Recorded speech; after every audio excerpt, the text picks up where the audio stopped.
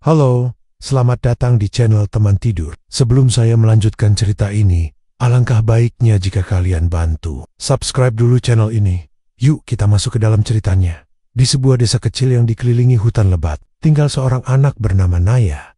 Ia adalah gadis kecil berusia 9 tahun yang gemar menjelajahi alam. Setiap pagi setelah menyelesaikan tugasnya di rumah, Naya berlari ke padang rumput di pinggir hutan untuk bermain. Ia suka memetik bunga liar, mengamati kupu-kupu, dan mendengarkan nyanyian burung yang menggema di antara pepohonan. Suatu hari, saat mentari bersinar hangat dan angin lembut mengelus dedaunan, Naya menemukan sebuah pohon beringin besar yang akarnya menjalar seperti jaring misterius. Di bawahnya, tersembunyi di antara dedaunan gugur, ia melihat sesuatu yang membuatnya terdiam. Seekor ular kecil tergeletak dengan luka di bagian ekornya. Tubuhnya berwarna hijau berkilau, tetapi gerakannya lemah. Naya awalnya merasa takut. Ia tahu betapa berbahayanya ular, seperti yang sering diceritakan oleh ibunya. Tapi, ada sesuatu di mata ular itu, sebuah tatapan tenang. Bukan ancaman yang membuat Naya memberanikan diri mendekat. "Kamu terluka ya?" bisiknya pelan.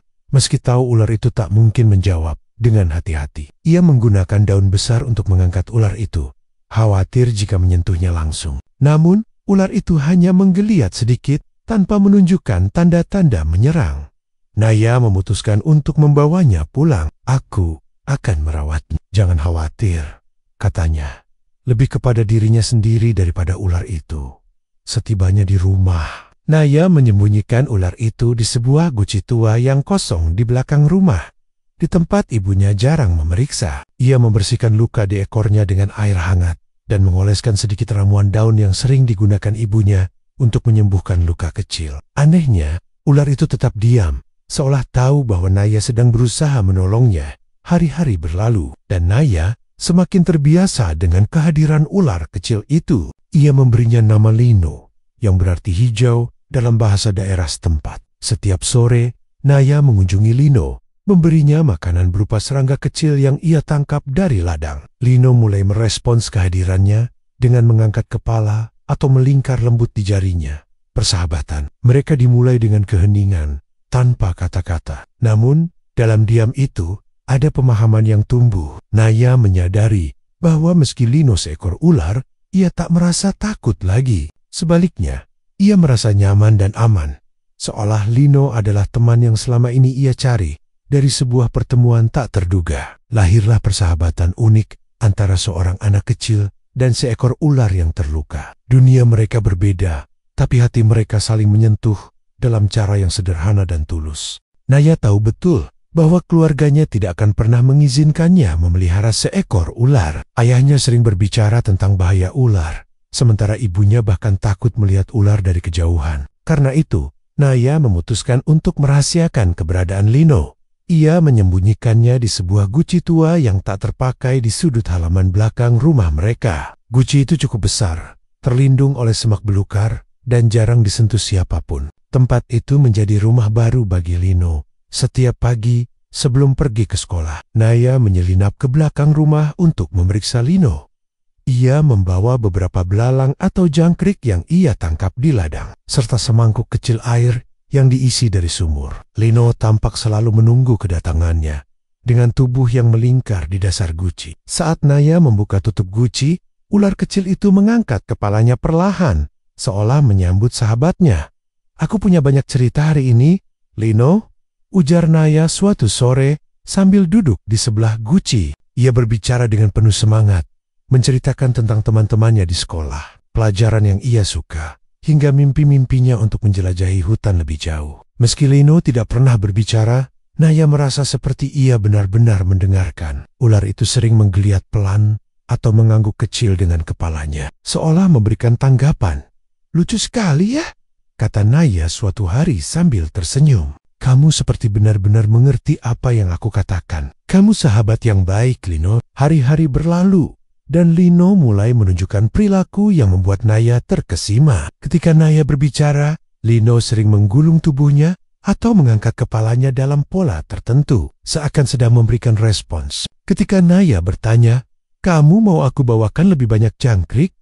Lino menggoyangkan ekornya pelan, seolah mengangguk. Hal ini membuat Naya semakin yakin bahwa Lino lebih dari sekadar ular biasa. Namun, hidup dengan rahasia ini tidaklah mudah. Ada saat-saat ketika ibunya hampir menemukan Lino, terutama saat Naya harus menyelinap ke belakang rumah untuk memberi makan di tengah kesibukan keluarga. Pernah suatu kali, ibunya memanggil dari dapur. "Naya, apa yang kamu lakukan di belakang rumah? Jangan main di situ, banyak ular liar." "Aku cuma memetik bunga, Bu," jawab Naya gugup.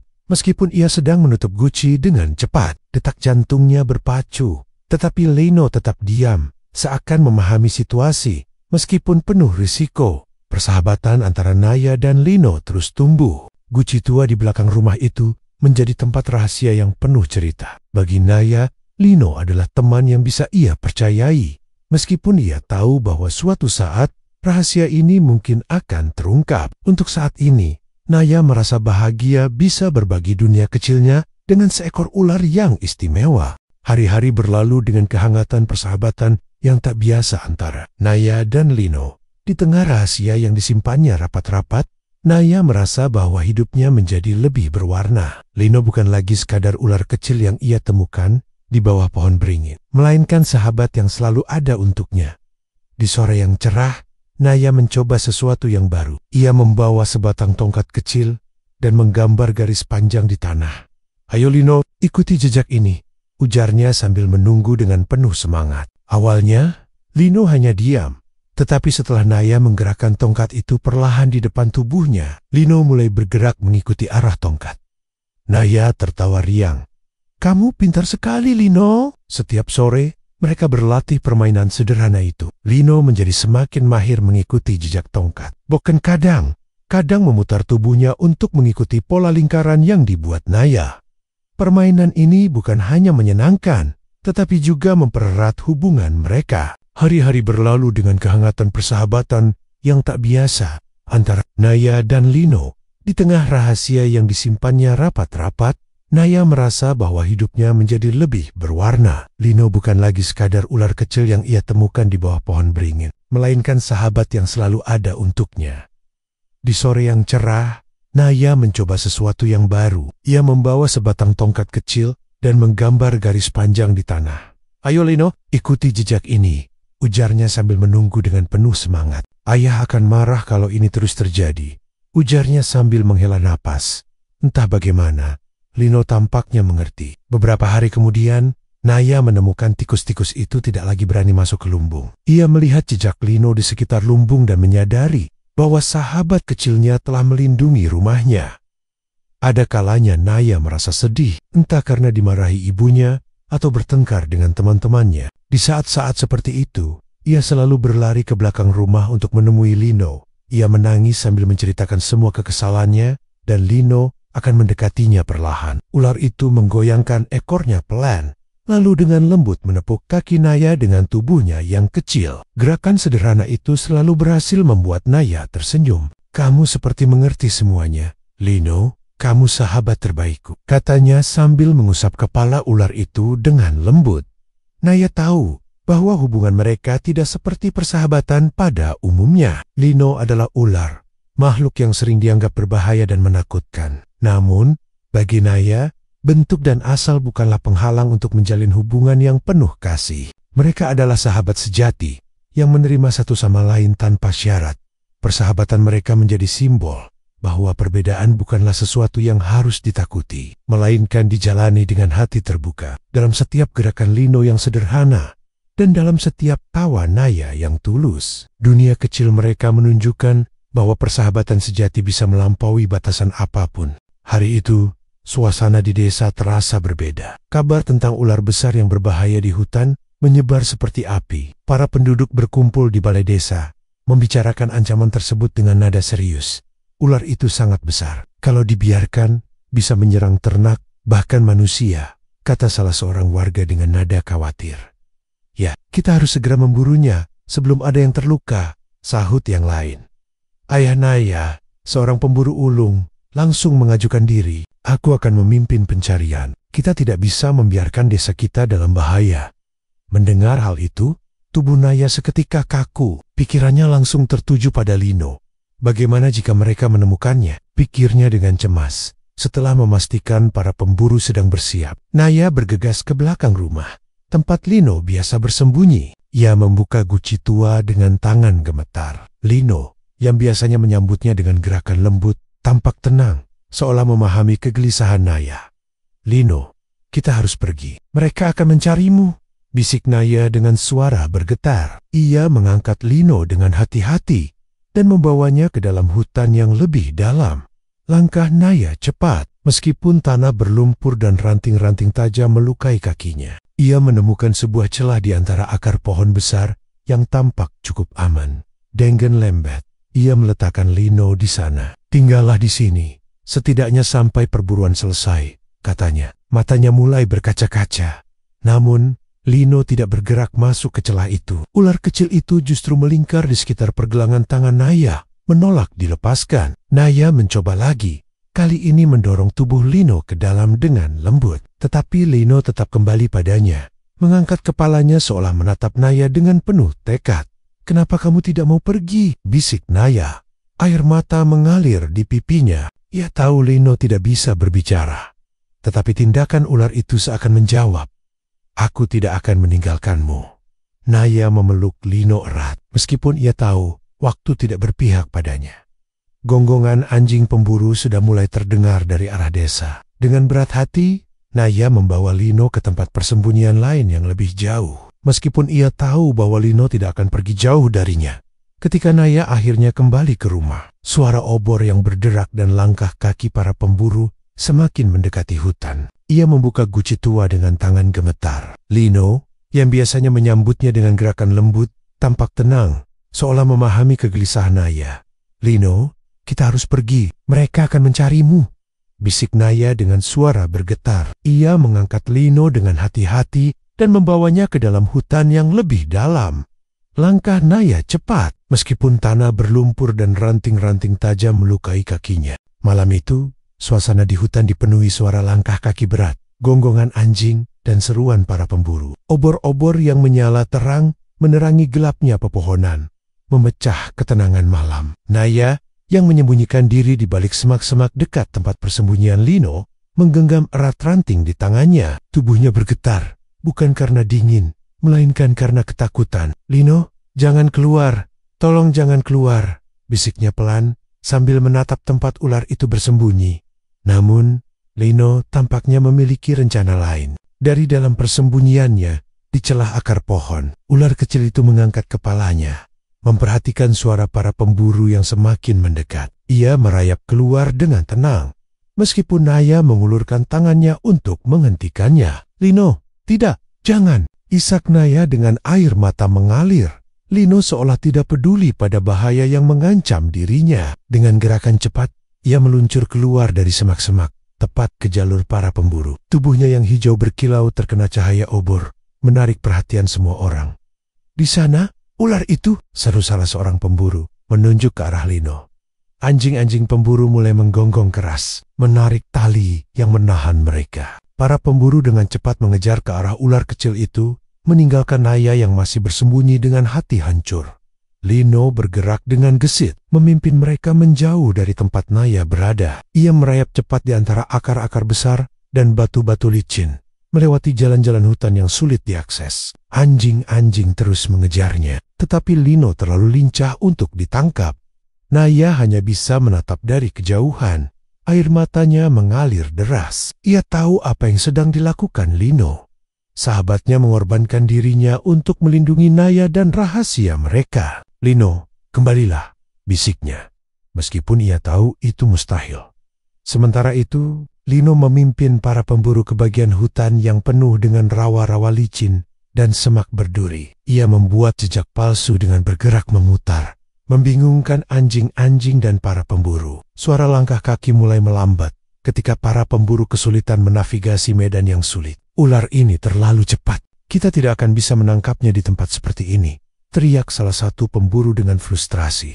Lino akhirnya berhenti di tepi rawa yang dalam, menunggu hingga para pemburu mendekat. Tepat saat mereka hampir menangkapnya, ia meluncur cepat ke dalam rawa, menghilang ke dalam kegelapan malam. Para pemburu terdiam, tidak berani mengejar lebih jauh. "Sudahlah, kita kembali saja, ular itu terlalu pintar, kata salah seorang dengan nada menyerah. Dengan langkah berat, para pemburu mulai kembali ke desa. Sementara itu Lino, yang berhasil meloloskan diri, berdiam di dalam rawa hingga suasana benar-benar sepi.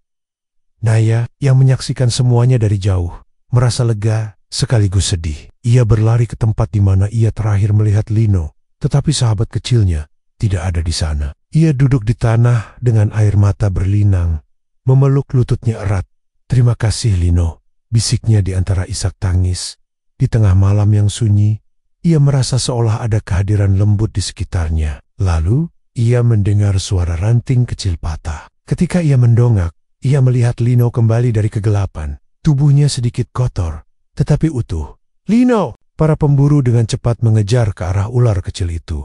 Meninggalkan Naya yang masih bersembunyi dengan hati hancur, Lino bergerak dengan gesit, memimpin mereka menjauh dari tempat Naya berada. Ia merayap cepat di antara akar-akar besar dan batu-batu licin, melewati jalan-jalan hutan yang sulit diakses. Anjing-anjing terus mengejarnya, tetapi Lino terlalu lincah untuk ditangkap. Naya hanya bisa menatap dari kejauhan. Air matanya mengalir deras. Ia tahu apa yang sedang dilakukan Lino. Sahabatnya mengorbankan dirinya untuk melindungi Naya dan rahasia mereka. Hari-hari setelah perburuan menjadi momen yang menegangkan bagi Naya. Desa perlahan kembali tenang, tetapi trauma perburuan itu masih membayangi pikirannya. Naya menghabiskan waktunya di ladang, berharap menemukan tanda-tanda keberadaan Lino. Ia tak tahu apakah sahabat kecilnya berhasil selamat atau sudah pergi jauh meninggalkannya. Namun, suatu pagi, di bawah sinar matahari yang lembut, Naya melihat sesuatu yang membuat hatinya melompat. Di tepi ladang, dekat semak-semak, Lino muncul dengan tubuh yang terangkat perlahan. Kepalanya sedikit miring seolah menyambut Naya. "Lino!" seru Naya dengan suara tertahan, takut ada orang yang mendengar. Ia berlari mendekat, air mata menggenang di matanya. Ia berjongkok, dengan hati-hati, mengulurkan tangannya. Lino merayap ke arahnya, membiarkan Naya mengusap tubuhnya yang kini terlihat lebih kotor dan penuh bekas luka kecil. "Aku pikir aku kehilanganmu," bisiknya. Suaranya bergetar antara lega dan bahagia. Setelah memastikan tidak ada orang yang melihat, Naya membawa Lino ke tempat yang lebih aman di hutan. Hari-hari setelah perburuan menjadi momen yang menegangkan bagi Naya. Desa perlahan kembali tenang, tetapi trauma perburuan itu masih membayangi pikirannya. Naya menghabiskan waktunya di ladang, berharap menemukan tanda-tanda keberadaan Lino. Ia tak tahu apakah sahabat kecilnya berhasil selamat atau sudah pergi jauh meninggalkannya. Namun, suatu pagi, di bawah sinar matahari yang lembut, Naya melihat sesuatu yang membuat hatinya melompat. Lino tampak lebih tenang, meski tubuhnya jelas menunjukkan tanda-tanda kelelahan setelah petualangan beratnya.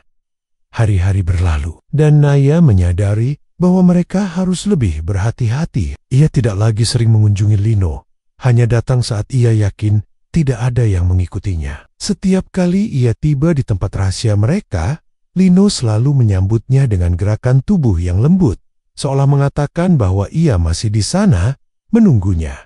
Naya juga belajar cara baru untuk merawat Lino tanpa menarik perhatian. Ia mulai membawa makanan untuk Lino dalam kantung kecil yang tersembunyi di keranjang rotan miliknya. Berpura-pura pergi mencari buah di hutan. Ia juga membangun sarang kecil dari dedaunan dan rumput kering di gua, tempat Lino bisa beristirahat dengan nyaman.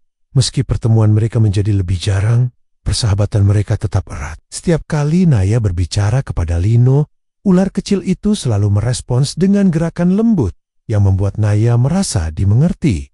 "Mungkin kita tidak bisa seperti dulu lagi, Lino," ujar Naya suatu hari sambil mengelus tubuhnya. "Tapi aku janji, aku akan selalu ada untukmu, apapun yang terjadi." Lino, seperti biasa, merayap mendekati tangan Naya, melingkarkan tubuhnya di pergelangan tangannya sebentar, seolah menenangkan gadis kecil itu. Di tempat rahasia mereka di tengah hutan, Naya dan Lino menemukan cara baru untuk menjaga persahabatan mereka tetap hidup. Meskipun dunia luar penuh bahaya dan ketidakpahaman, di sana, di antara pepohonan dan keheningan, persahabatan mereka terus bersemi, melampaui batas perbedaan yang memisahkan mereka. Tahun-tahun berlalu, dan desa kecil di tepi hutan tetap hidup dalam ketenangannya. Naya, yang kini tumbuh menjadi remaja, sudah jauh berbeda dari gadis kecil yang dulu menemukan seekor ular terluka di bawah pohon beringin. Ia telah menjadi sosok yang bijaksana dan penuh kasih. Banyak belajar dari hubungan uniknya dengan sahabat yang tak biasa,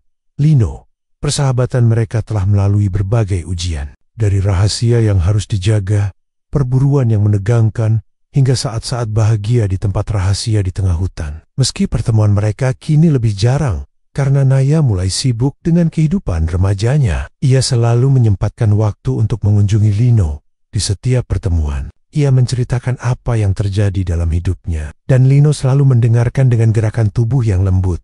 Seperti biasa, suatu hari, saat Naya datang ke gua kecil tempat Lino tinggal, ia merasa ada sesuatu yang berbeda. Lino tampak lebih diam, meskipun ia tetap menyambut Naya dengan anggukan kecil. Di dalam hatinya, Naya tahu bahwa waktu mereka bersama mungkin akan segera berakhir. "Lino," kata Naya dengan suara pelan, sambil duduk di samping sahabat kecilnya.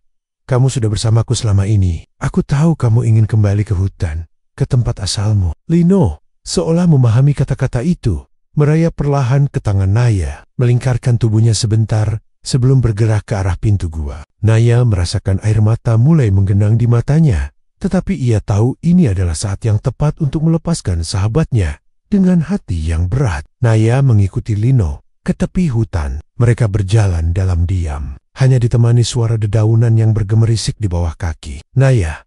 Ketika mereka tiba di sebuah tempat yang tenang dan dipenuhi sinar matahari yang menyusup di antara pepohonan, Lino berhenti dan menatap Naya untuk terakhir kalinya. "Terima kasih, Lino," bisik Naya. Air matanya mengalir pelan. "Kamu telah menjadi sahabat terbaikku. Aku tidak akan pernah melupakanmu." Lino mengangkat kepalanya, seolah memberikan salam terakhir sebelum meluncur masuk ke dalam hutan yang lebat. Naya berdiri di sana cukup lama, memandangi arah kepergian Lino, hingga tubuh kecilnya tak lagi terlihat. Air mata mengalir di pipinya, tetapi di balik kesedihan itu, ada perasaan damai. Naya tahu bahwa Lino akan menjalani hidupnya dengan bebas, seperti seharusnya. Ia juga menyadari bahwa persahabatan mereka telah mengajarkannya banyak hal. Keberanian untuk melindungi yang disayang, kejujuran untuk menerima apa adanya, dan yang terpenting, bahwa perbedaan bukanlah penghalang untuk saling mencintai. Tahun-tahun berikutnya, Naya sering memandang ke arah hutan dari tepi ladang, berharap melihat sekilas sahabat kecilnya. Meskipun Lino tidak pernah kembali, ia selalu merasa kehadirannya, seperti sebuah kenangan hangat yang tinggal di hatinya. Naya kini tahu bahwa persahabatan mereka, meski tidak biasa, adalah salah satu hal terindah yang pernah terjadi dalam hidupnya. "Lino," kata Naya dengan suara pelan, sambil duduk di samping sahabat kecilnya. "Kamu sudah bersamaku selama ini. Aku tahu kamu ingin kembali ke hutan, ke tempat asalmu." Lino, seolah memahami kata-kata itu, merayap perlahan ke tangan Naya, melingkarkan tubuhnya sebentar sebelum bergerak ke arah pintu gua.